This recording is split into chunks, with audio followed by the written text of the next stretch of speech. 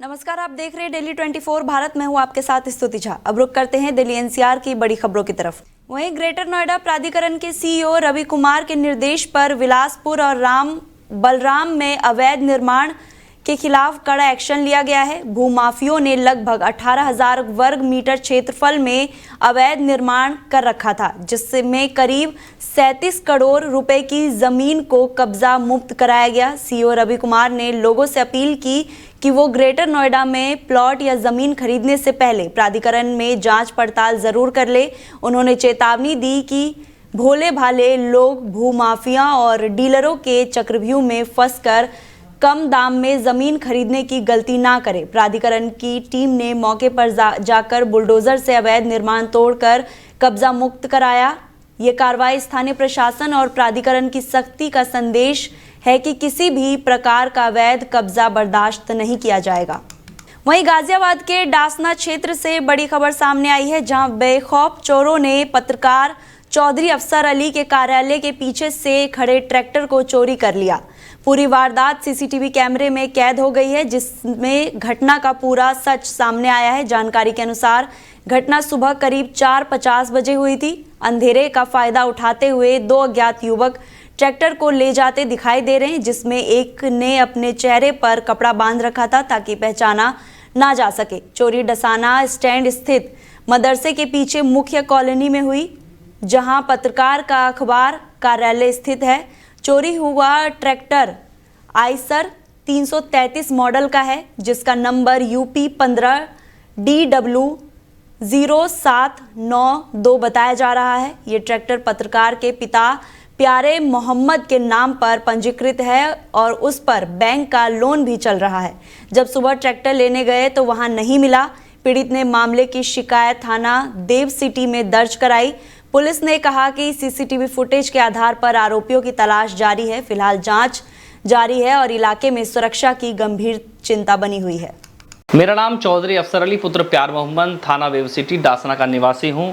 पेशे से पत्रकार हूं और साथ ही गरीब परिवार का पालन पोषण करने के लिए खेतीबाड़ी करता हूं।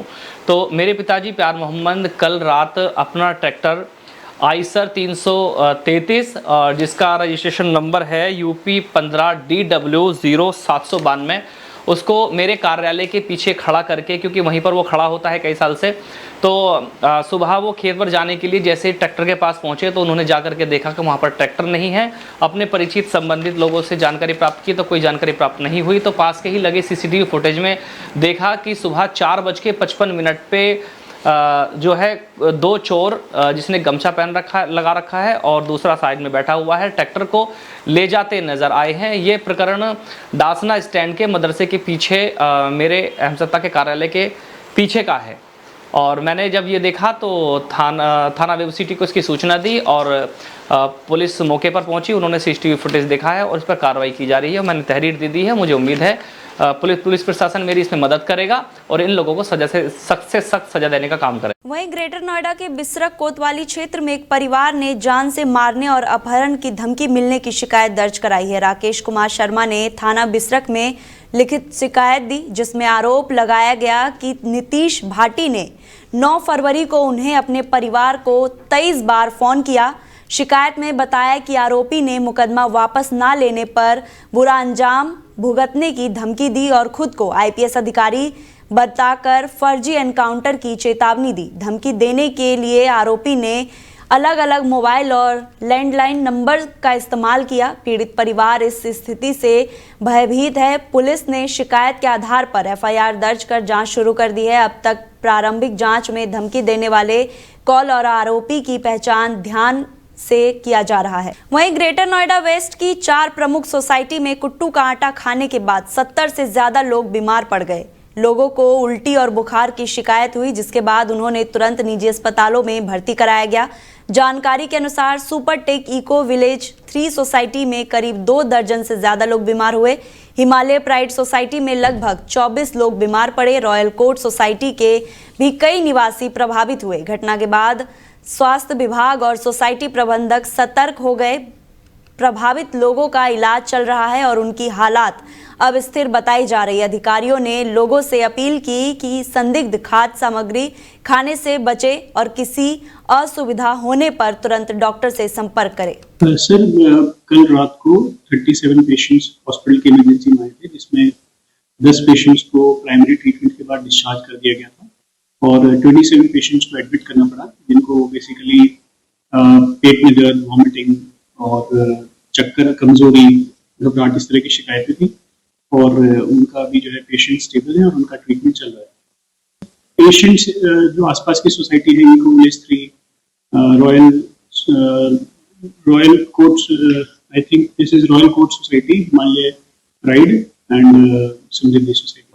कल शाम को 6 से 7 बजे वाइफ ने बोला कि आज व्रत है, उसकी है ना कद्दू का आटा ले आओ, तो वो उसी के पकौड़े खा लेंगे, तीनों लोग खा लेंगे। मैंने कहा कि चलो पास में तो शॉप है, सोसाइटी की शॉप है, सोसाइटी की शॉप से जाके ले आया।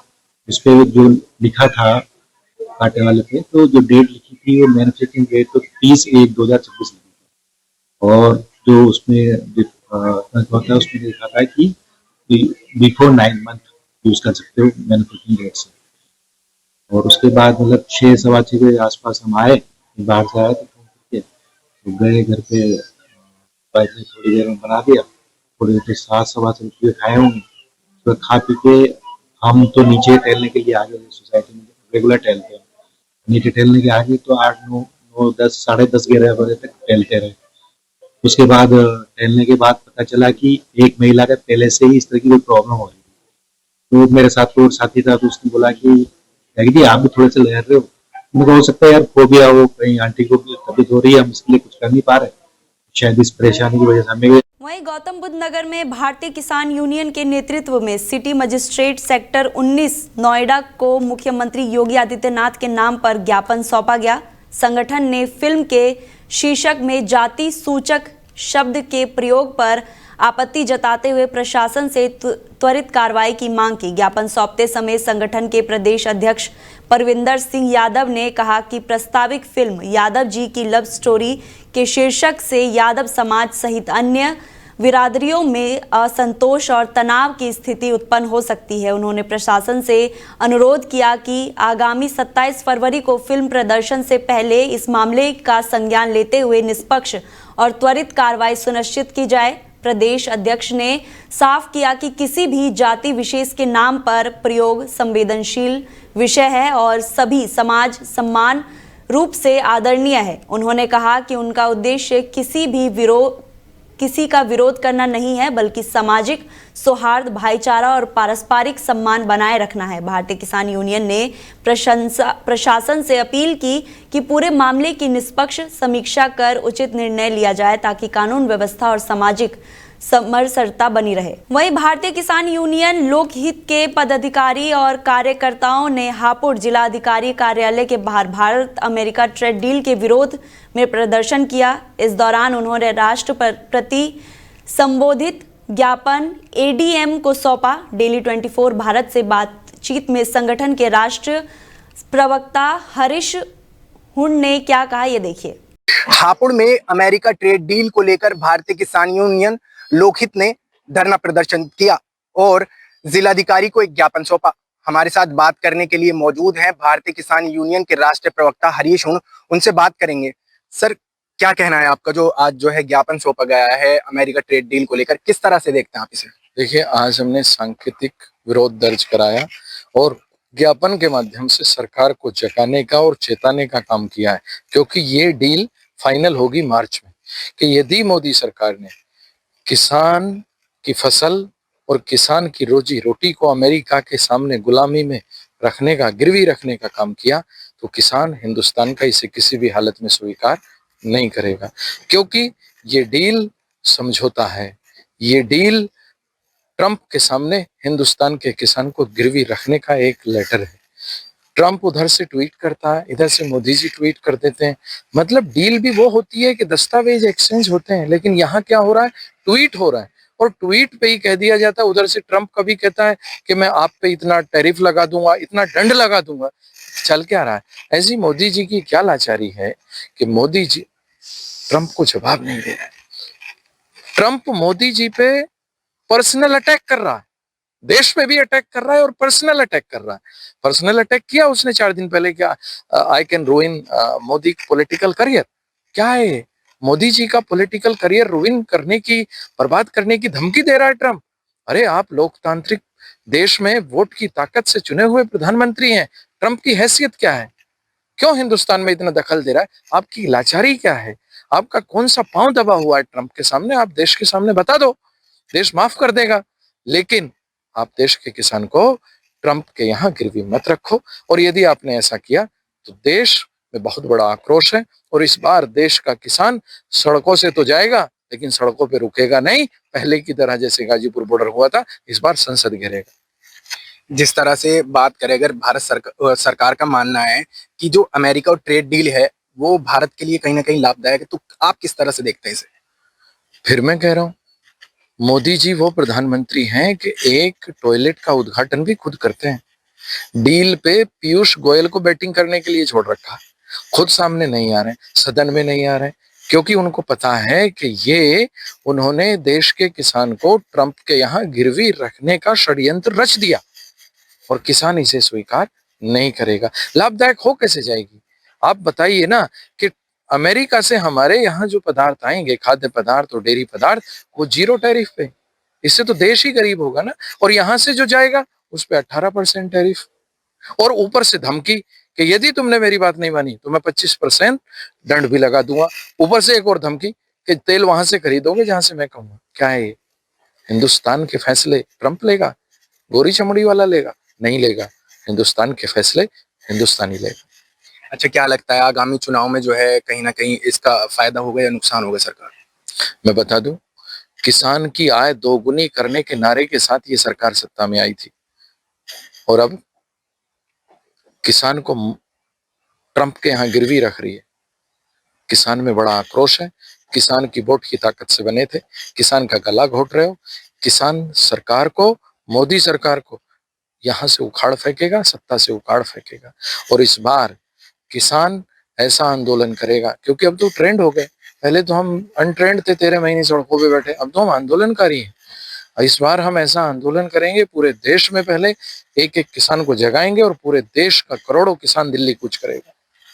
अच्छा, अगर आपकी ये जो मांग है पूरी नहीं होती है तो आगे की क्या रणनीति रहेगी आपकी?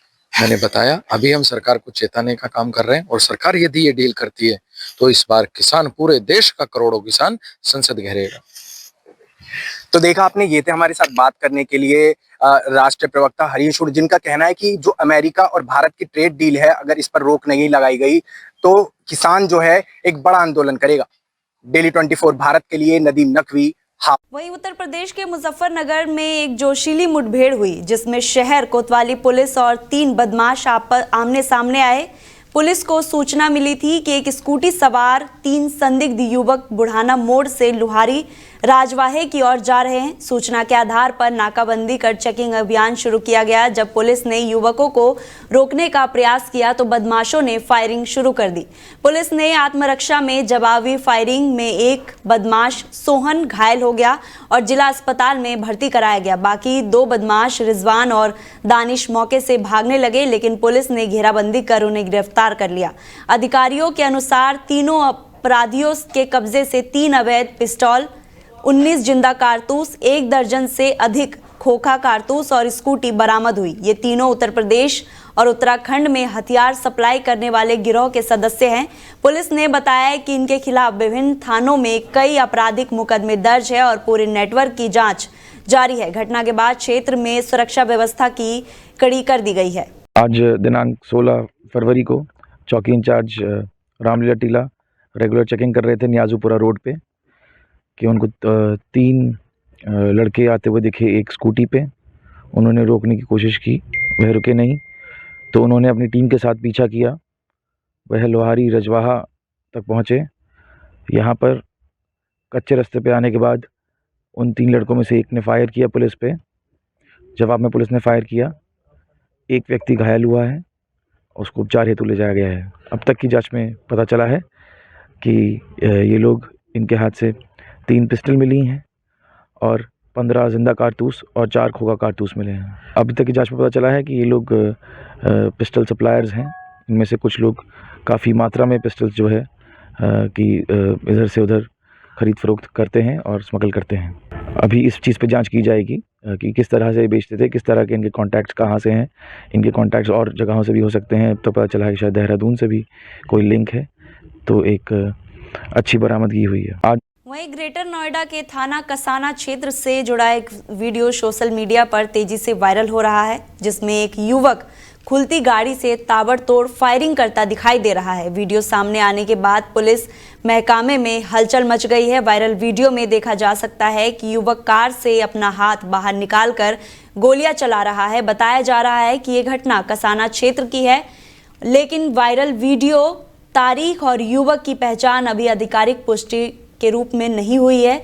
खुलेआम फायरिंग करने से इलाके में दहशत का माहौल है और कानून व्यवस्था पर सवाल खड़े हो गए हैं। पुलिस ने मामले की गंभीरता को देखते हुए तुरंत जांच शुरू कर दी है। अधिकारियों का कहना है कि वीडियो के आधार पर युवक की पहचान करने का प्रयास किया जा रहा है। साथ ही जांच की जा रही है कि फायरिंग किस उद्देश्य से की गई थी और क्या इस्तेमाल किया गया था। हथियार लाइसेंस था या अवैध था। पुलिस ने चेतावनी दी कि दोषी को किसी भी सूरत में बख्शा नहीं जाएगा और उसके खिलाफ सख्त कानूनी कार्रवाई की जाएगी। फिलहाल इलाके में सुरक्षा व्यवस्था कड़ी कर दी गई है और जांच जारी है। फिलहाल मेरे साथ बुलेटिन में इतना ही। आप देखते रहिए डेली 24 भारत। नमस्कार।